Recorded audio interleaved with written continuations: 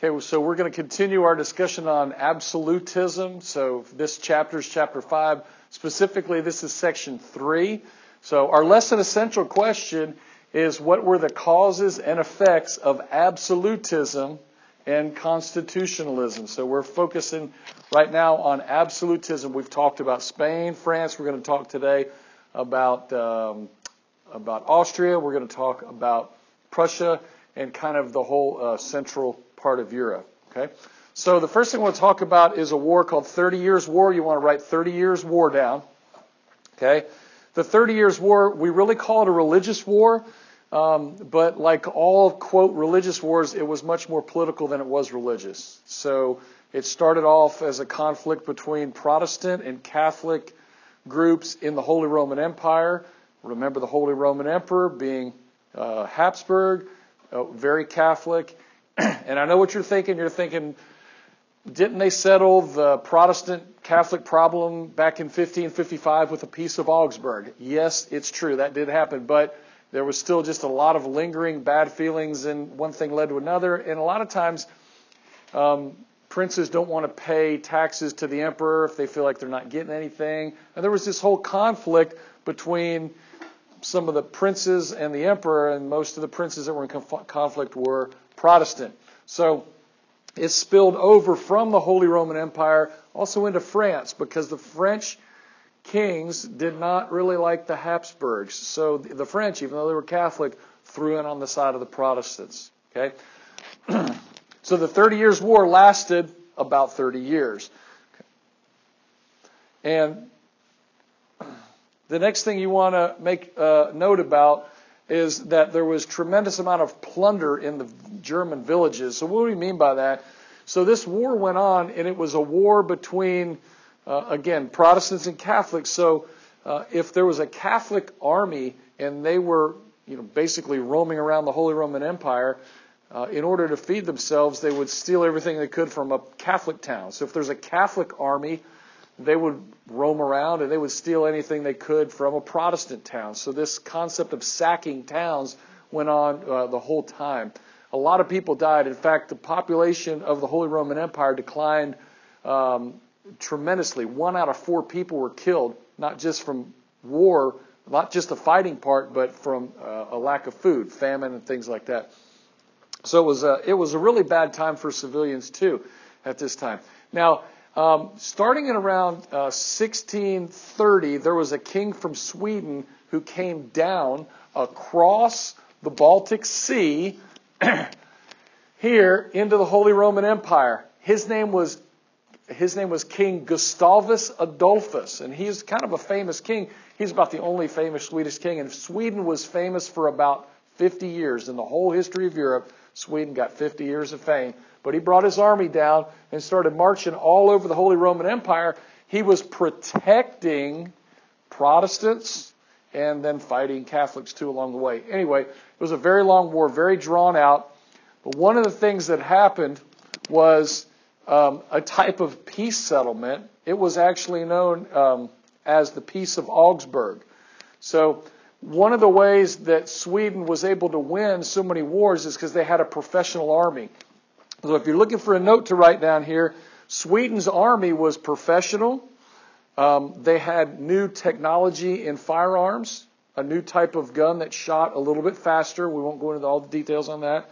And their attacks were more mobile. They didn't sit around. They were a professional army, which means that they trained as an army. They weren't just a bunch of guys thrown together with, guns and, swords running around. They were professional. So Gustavus Adolphus won a whole lot of battles and was very famous and was very powerful at this time.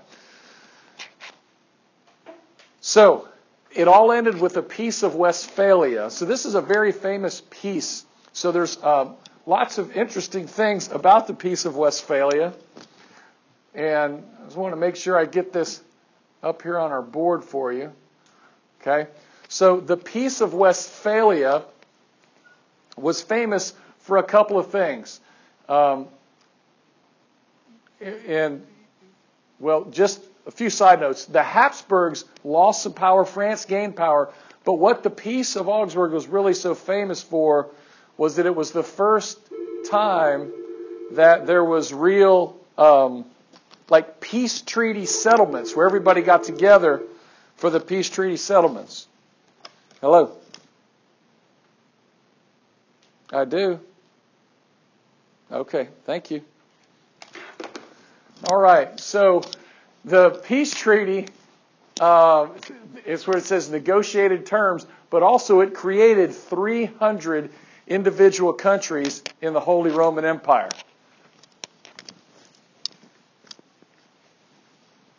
So, 300 totally different independent countries in the Holy Roman Empire. This is pretty amazing. I've told you before the Holy Roman Empire wasn't much of an empire, and it really wasn't much of an empire after the Peace of Westphalia, because each of approximately 300 areas became their own national government. There was still the, quote, Holy Roman Empire, but the emperor was even less and less powerful to, just to get things done as a national government. So what that meant was that even places as small as Athens, Alabama, downtown Athens, were their own country. Okay, so if you look on the map up here, you'll notice, you can't notice on there, but if you look at the map up here, you'll notice there are all kinds of different colors all throughout this whole area right here. Each one of these little tiny colors is its national government. And this is a very strange thing. This part right here, Franche-Comté, was actually part of France, but it was in the Holy Roman Empire. Some of these parts here were actually part of France, but surrounded by the Holy Roman Empire.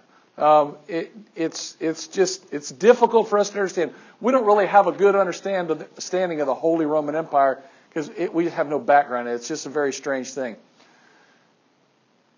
But what that did to the Holy Roman Empire, it made economics really bad, because anytime you wanted to trade within the Holy Roman Empire, you had to go through all these different little countries to go trade. So if you wanted to go from, like if you were over here, way down here in Vienna, and you simply wanted to go over here to Munich, you might pass through 3 or 4 countries. It was even worse in the western part. If you went from Frankfurt down here to Munich, you may pass through a dozen or 20 countries, places that were realistically their own country.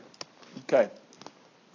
Now, let's talk, and the other thing, so a couple of common themes too.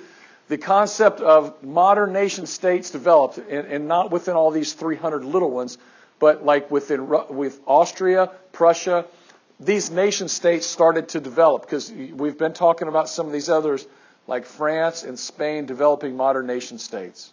Okay? All right, just a couple of things in general. Keep in mind, let's take a look at the map right here. There's 3 basic areas of Europe. We talk about Western, Central, and Eastern Europe. So just so you know, this area here was more advanced technologically and economically. Their economics in the Western part was based on trade. Okay, and the farther east you go, it was more agrarian and kind of behind the times. So like Russia, they had serfdom all the way up until 1863. Okay, so their economy here was diversified. In the central part of Europe, it was a lot more agrarian. Okay, and then the farther east you go, it was much more agrarian and much more backwards. Okay, just a few broad, sweeping general statements about Europe. Now, draw a line or something to write Austria real big. Okay, you want to make sure that you have Austria written. Austria, it started out as a duchy, but it was really the head of whoever was the ruler in Austria was the head of really the Holy Roman Empire and then eventually the Austrian Empire. Now here's the deal. Remember, they were Habsburgs. Okay, so you need to know the Habsburgs were the ruling family. There had always been a male heir to become the emperor of the Holy Roman Empire, or the emperor of Austria, until now. Charles VI did not have any sons. And remember, he was a Habsburg, so over time they had a harder time conceiving children for different genetic reasons. Charles VI had no sons, had no brothers. I don't know if he had any male cousins, but there were no males left to take over. And in the country of Austria they were Habsburgs. So the Habsburg household, the Habsburg royal house, used what's called Salic Law. Salic Law goes all the way back to the time of Charlemagne, and part of Salic Law said that only males could be the rulers of the country. Now, obviously, England didn't have that because England had a queen. Castile didn't have that because they had a queen. But eventually, when you had the Bourbons and the Habsburgs, they all operated on Salic Law. So Charles V knew this. He knew he had no males to take over after he died. So what he did, before he died, he went all around Europe to get all the rulers of Europe to sign a contract called the Pragmatic Sanction. The Pragmatic Sanction basically broke that Salic Law that said, and the Pragmatic Sanction said, Maria Theresa, the daughter of Charles VI, could become the emperor. Now, we call her an empress, but she could become the ruler. And that was great in Austria and all that. And everybody signed it. Like all the kings and queens, they all signed it. So everybody agreed Maria Theresa could take over. Now, after Charles VI died, most everybody still agreed with it except one country, and that was Prussia. So let's talk about Prussia for just a minute. So write down the word Prussia. Prussia was a country. All right, it was at this time was a kingdom. It became a kingdom after the War of Spanish Succession. Most of the Prussian leaders were all called Frederick. Okay, so there's a couple of Fredericks. There was a Frederick William. Okay, but you could just write down Frederick the Great. He was the greatest of the Prussian Fredericks, so the greatest of the Prussian kings.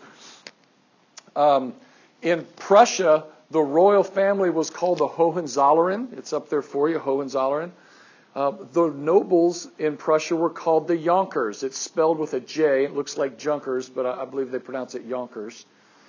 And they did a wonderful job in Prussia of bringing the nobility together with the monarchs. So they were like on the same team. And there was this kind of sense of nationalism in Prussia. And Prussia was very militaristic. That's why when you see pictures of Frederick the Great, a lot of them are in his military outfit, right? So that was Frederick the Great. Okay, now what he did, he wanted some land because he's up here. Here's Prussia, and they were looking for raw materials and natural resources. Now we've been talking for several weeks about other countries like England, France, Spain, and the Dutch looking for natural resources by sailing around the world, but not Prussia. They just invaded Silesia. That was just their deal for finding these raw materials and natural resources, I suppose. Okay, so what that started, there's a picture right there of Frederick the Great. Okay, and who does he look like, kind of? Kind of looks like George Washington, doesn't he? That was relatively same time period, maybe a little before. All right, so you want to write down the War of Austrian Succession. Very simply, this is a war over the succession to the throne of Austria. Okay, it's a self-defining term, so it's wonderful. Now, what it was. Remember I told you Maria Theresa, she had to rule because of the Pragmatic Sanction, because we talked about that. Frederick said, we're not going to go by the Pragmatic Sanction. She shouldn't be the real leader. And so he was going to invade Silesia. That was part of her empire. Okay, she actually owned it. That was part of her realm. Okay, she was not a weak queen. She was a very strong queen. They got into a war, but she did lose. So Austria lost. Prussia picked up Silesia. And as soon as war was over, Maria Theresa, she started building up her army all over again because she knew she was going to go fight for it again one time. Real quick story. You could write down the War of Jenkins Ear. Again, this is an interesting little story, a little fun story in the Americas, so down in the northern Caribbean, southern kind of Florida down there. There was a captain of a merchant ship for the British called Captain Jenkins, and he was pulled over by a Spanish naval vessel. They thought that he was a pirate.